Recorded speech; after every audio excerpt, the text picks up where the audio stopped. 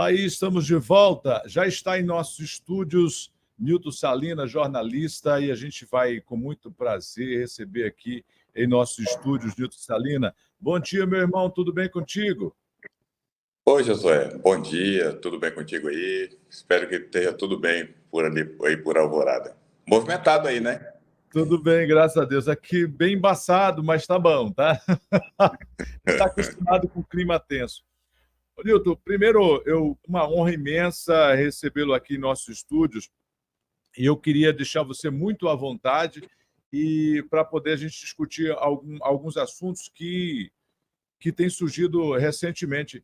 Eu digo que eu acompanho hoje o blog Entre Linhas e, e para mim, de verdade, é um dos mais conceituados no sentido de veracidade e de poder abordar assuntos que me permita a comparação, mas eu só via com Ricardo Boechat, saudoso Ricardo Boechat, Boechat, né, que ele, um grande jornalista que morreu no acidente aéreo, ele caiu do helicóptero da Band, e que poderia fazer com muita isenção comentários com muita sensatez, e é o que eu vejo no que representa o blog Entre Linhas. Não quero tirar a sua identidade, não, mas eu digo que existe uma identidade muito forte do jornalista que aborda com os princípios realmente no seu blog. Eu queria já parabenizar de cara quanto a isso. Oi, José, eu que agradeço, sinceramente, eu agradeço mesmo. O seu trabalho ali é muito bom, José, é diferenciado, eu tenho visto isso daí. Sabe, quando eu fui fazer esse blog, eu fiquei olhando assim, o que eu achei que era preciso. Fazer uma coisa diferente do que já existia assim na área, né? Eu trabalho tem algum tempo com isso aí, eu acho que desde 1986 com jornalismo. Mas hoje, assim, o seu trabalho é diferente, é uma coisa bem grata mesmo. Mas no geral, eles são tudo muito parecidos, os sites são tudo muito parecidos, sabe? Por exemplo, hoje cadastrada na agência de publicidade que atende o governo do estado, na agência nacional. Existem 1.200 sites cadastrados lá, fora os que não estão cadastrados, né? Isso tudo aqui em Rondônia. Então, é uma quantidade bem grande de sites. Eu acredito que é o estado brasileiro que mais tem sites à disposição, é aqui em Rondônia. E eu acho isso bom, eu acho muito bom mesmo. Vamos dizer assim, a democratização da informação, né? Porque antigamente a informação ficava na mão assim de poucas emissoras assim de televisão grande. E o que chegava para nós, o público, era o que essas emissoras queriam que chegasse, só isso mesmo. Hoje temos as redes sociais, né? Hoje temos os sites de notícias, né? Que é uma coisa muito boa. O que que eu vejo de muito interessante nisso, Josué? Tem como chegar a informação de diversas maneiras, de diversas fontes até a população, né? E eu acredito que a população pega, olha assim tudo e consegue entender o que está acontecendo, né? No blog eu geralmente coloco assim o contraditório, o diferente do que os outros estão falando. Por isso que fica assim às vezes um pouco diferente mesmo. Coloco às vezes as coisas de uma forma mais dura, mais irônica, depende do momento, Josué. Então, e aí é por isso que eu disse, Nilton, que fiz questão de fazer essa ressalva aqui, com todo respeito aos demais blogs, com todo respeito aos demais profissionais, a gente não está censurando nenhum deles. Mas eu digo que a forma com que você coloca as informações, ela traz uma clareza um tanto maior do que apenas a notícia. Porque o que acontece com a notícia em si? Ela é boa, só que tem muita gente que não entende. Não entende. A notícia é dada que o pessoal não entende. Fala assim, como? Bateu um carro, bateu como? Aí, só que você tem o zelo de destrinchar as motivações. Entendeu? As motivações. Que é algo Isso é que é interessante. pouco visto na mídia tradicional. Isso é interessante. É o que faz assim a característica, né, para atrair o público, né? Isso aí é interessante, assim, ter um estilo diferenciado. Mas você também tem, José. É muito Tá bom. bom. Eu digo que eu me arrisco em algumas áreas, eu vejo que você se arrisca em outras. Bom, Vamos falar sobre primeiro, que apresentar, dizer que o jornalista Nilton Salina já passou por diversos veículos de comunicações e também sites, não só sites, mas jornal, por exemplo, de grande circulação, e é respeitadíssimo na sua área, mas não tem nada mais libertador do que você ter a sua própria plataforma e poder imprimir a sua própria linguagem, né, Nilton? Na plataforma da gente, a gente coloca o que a gente quer, né? É Aham. diferente, né? É Tá. verdade. Nilton, um assunto aqui que eu acho que você consigo colocar aqui, antes da gente falar do Bagatli, tem um assunto que está pegando fogo e você escreveu algo lá no seu blog, lá entre linhas. Depois o pessoal vai ler o blog. Esse aqui a gente não vai comentar muito, não, vai só entrar, que é sobre o Hildo Chaves, que disparou sobre a questão da CAERD. E eu falo que você deu mais detalhes lá sobre as motivações. Depois o pessoal vai saber as motivações, né? Entra lá da Entre Linhas e vê as motivações. Deixa eu ver se eu consigo colocar aqui. Nós temos relatos de dezenas e dezenas de bairros em Porto Velho que aguardavam por anos o asfaltamento. A prefeitura atendeu o pedido dessas centenas de milhares de pessoas e que hoje estão tendo seu sonho frustrado por uma empresa irresponsável, por uma empresa que não tem um compromisso com a cidade de Porto Velho. CAERD, coloquem água nos 400 quilômetros de rede seca que já existe, pelo amor de Deus. Isso é uma pouca vergonha. Eu não aguento mais asfaltar e a CAERD esburacar. Eu peço perdão à população, mas eu não tenho culpa disso. Está na hora das instituições funcionarem. Isso é sério, isso é grave. Nós estamos falando de milhões de prejuízo. E sabe por que isso está ocorrendo agora? Eu vou contar para vocês.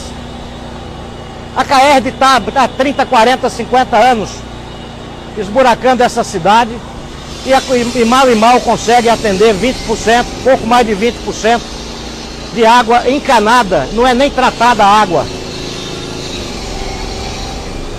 Isso tem que acabar. Nós estamos na iminência de licitar o saneamento básico, água e esgoto em Porto Velho. E é por isso que estão às pressas, de forma atabalhoada, esburacando a cidade inteira. Todo esse trabalho que nós estamos fazendo há 7 anos, boa parte desse trabalho está sendo perdido de forma criminosa. Já custava fazer um planejamento. Gente, desculpem o desabafo, mas é o desabafo de quem trabalhou muito, vem trabalhando. Bom, vamos lá. Vamos fazer aquilo outro. Vamos restabelecer a verdade. Nilton, primeiro ponto aqui, eu queria deixar, porque você fez esse comentário lá, deixar você muito à vontade.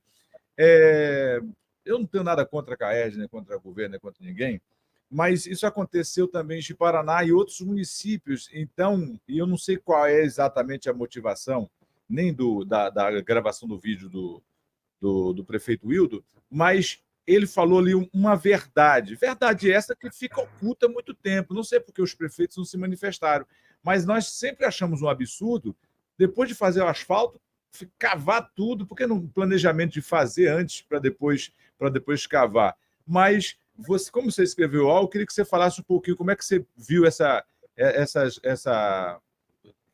externar por parte do prefeito Hildo um assunto que já há algum tempo vem acontecendo, vários anos vem acontecendo, mas agora ele acabou externando. Como é que você enxergou esse cenário aí? Olha, o prefeito Hildo Chaves está falando de uma situação.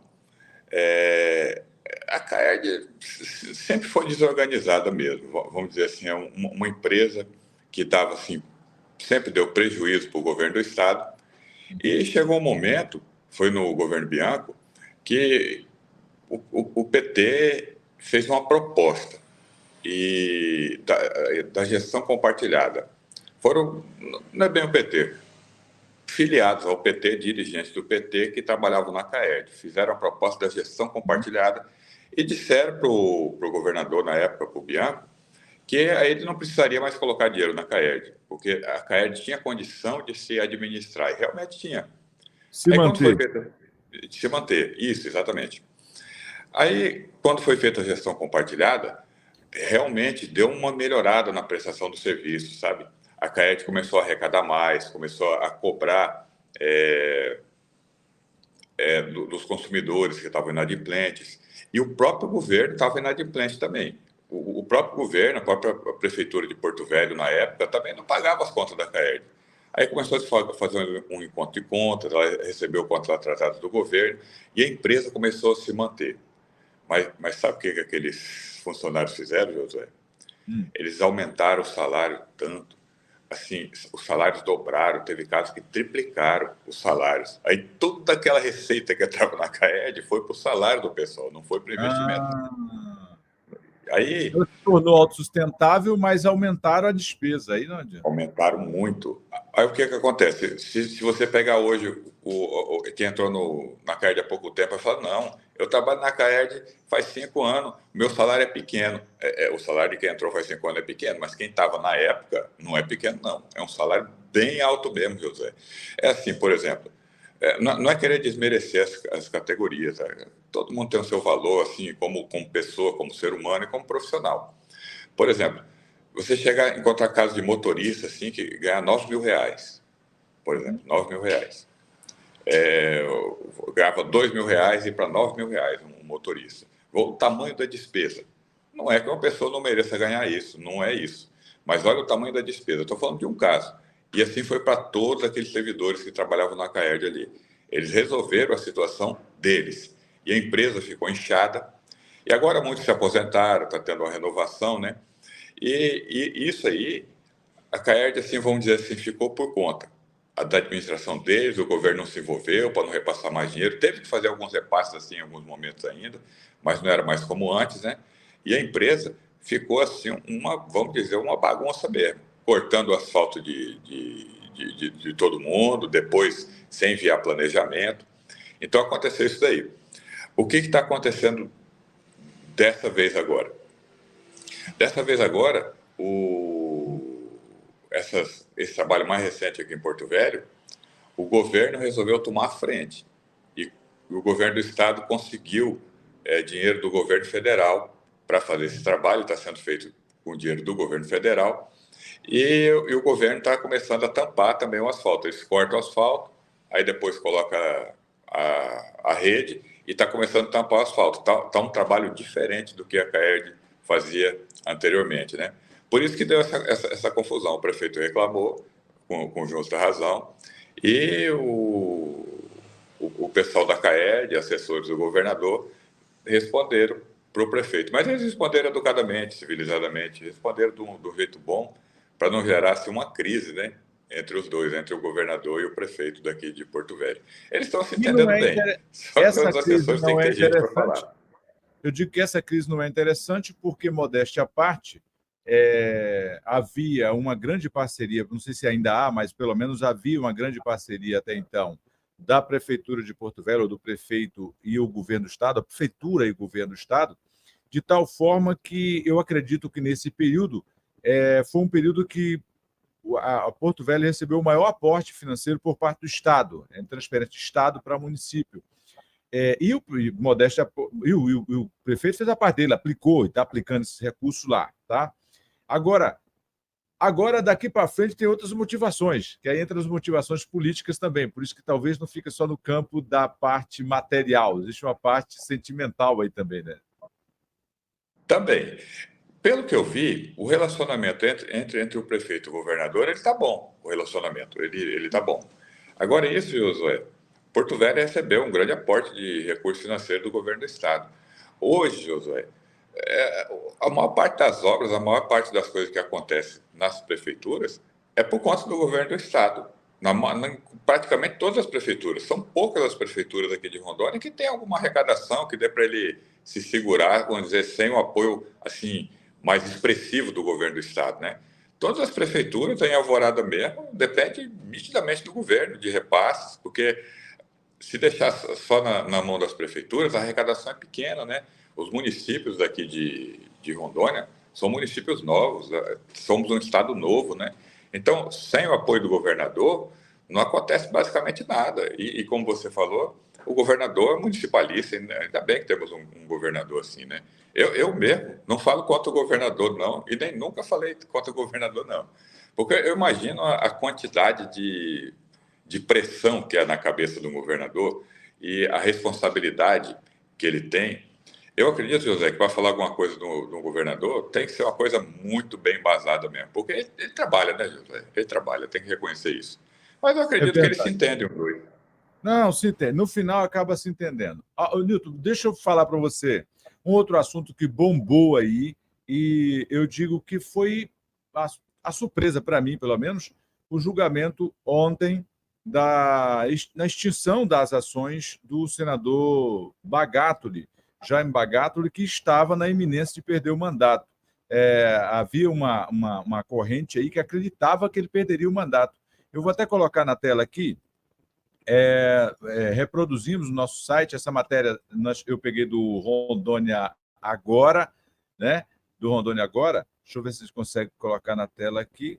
Segue sim. Deixa eu só ver se apareceu do ladinho. Beleza.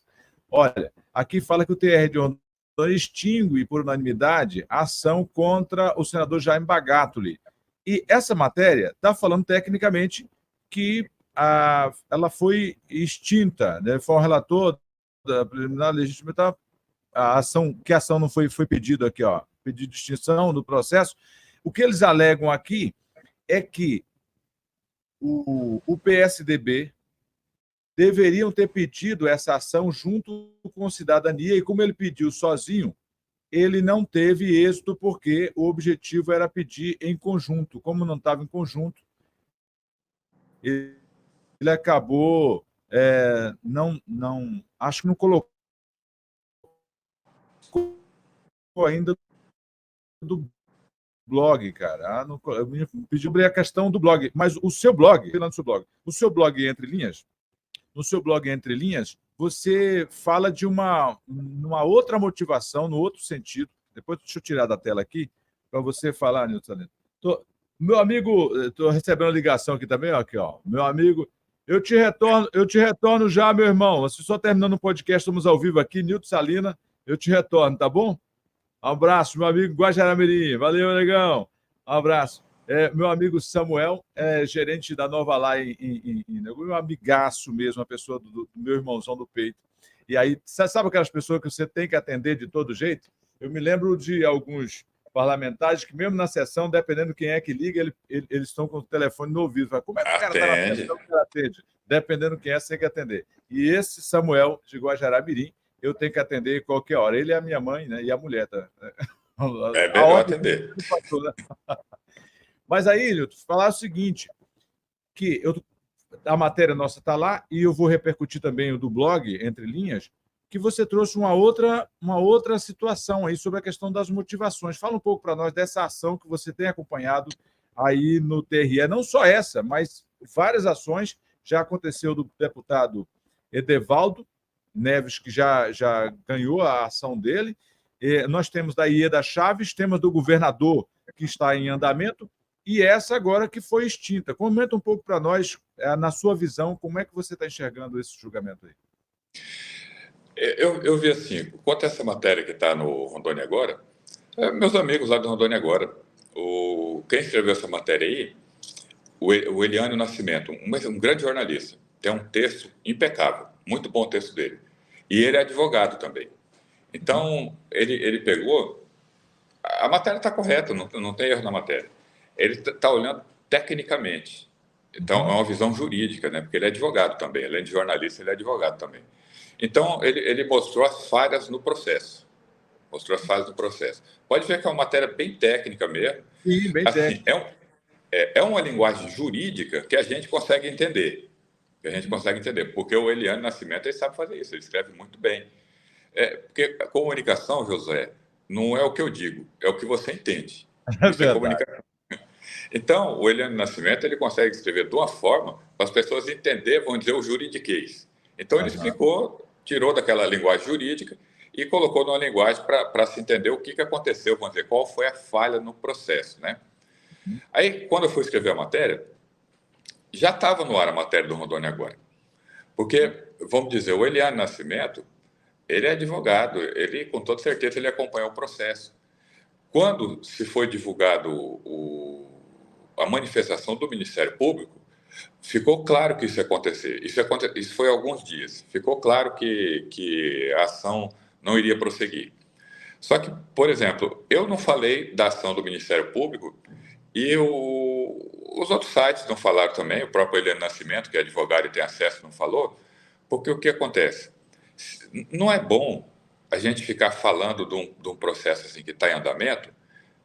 Eu considero melhor esperar os desembargadores votarem, porque a gente fica falando daquilo, eles leem o que a gente escreve, eles leem. E não é legal a gente ficar falando de um trabalho deles que está em andamento.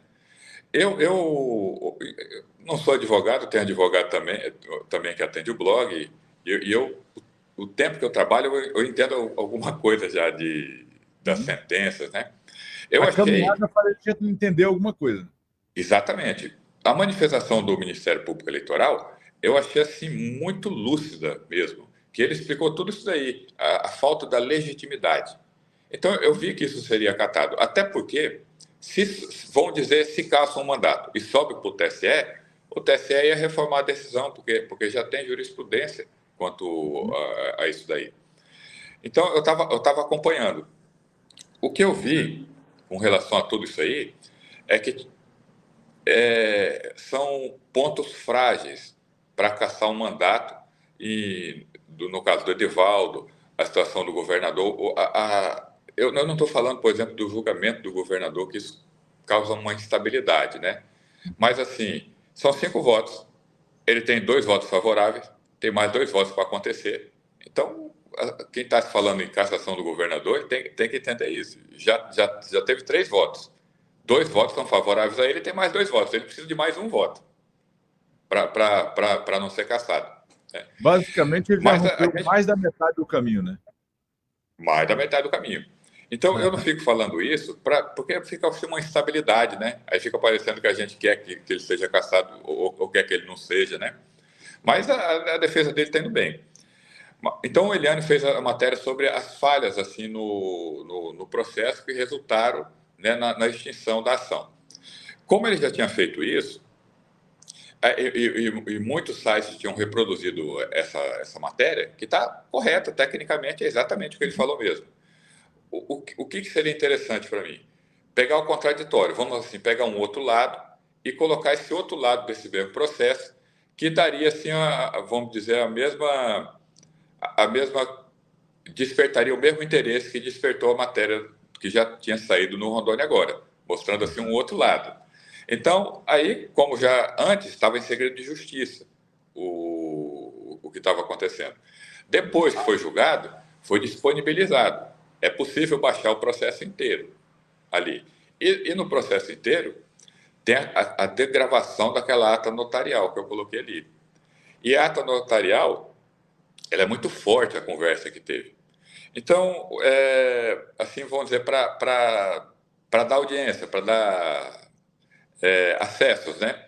Eu fui mexer um pouco com o senador Jair Bagatoli, por causa das críticas que ele faz ao presidente Lula, e aquilo que ele fala, eu coloquei na matéria falando dele, que ele está na mesma situação do presidente Lula, que não dá para dizer que foi inocentado. A ação foi extinta. A ação foi extinta.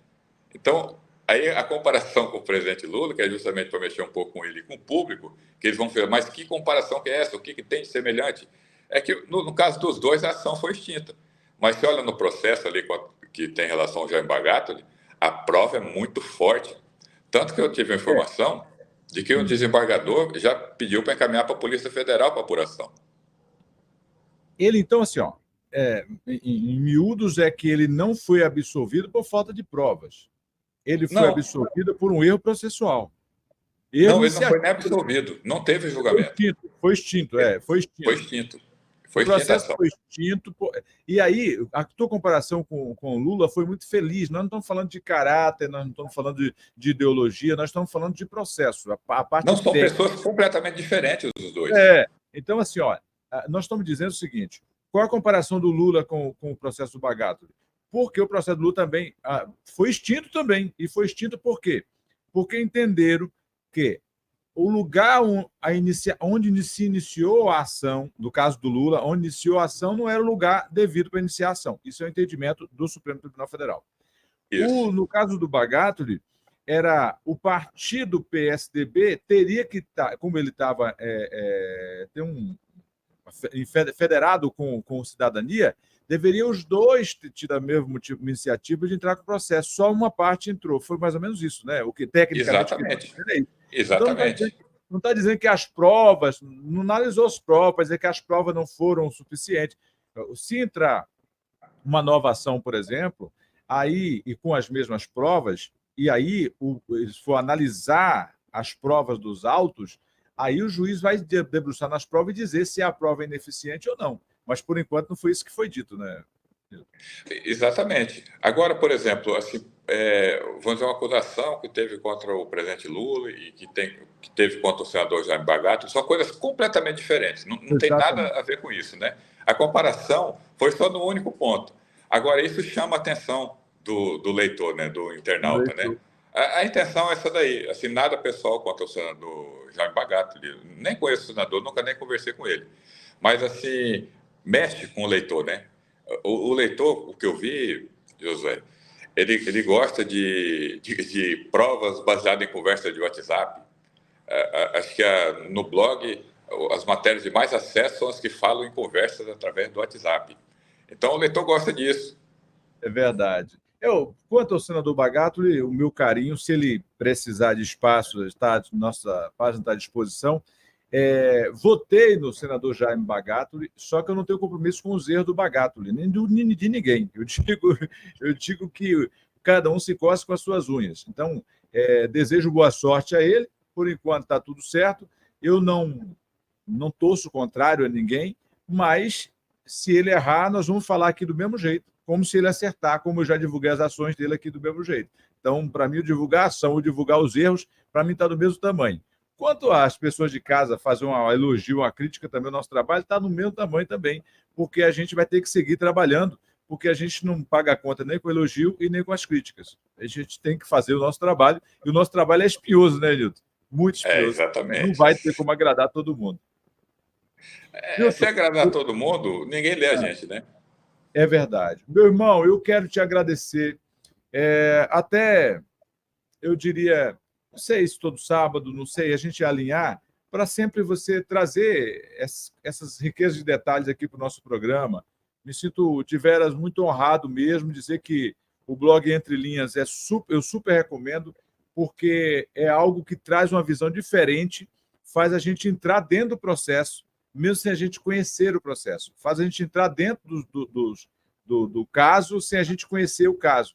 E você, com muita maestria, com muita responsabilidade, e com muita isenção, traz com clareza aí essa informação à sociedade. Parabéns, viu?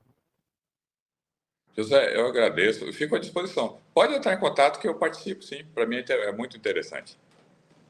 Valeu, meu obrigado. Amigo. Valeu, um abraço, Nilton. Bom final de semana para você.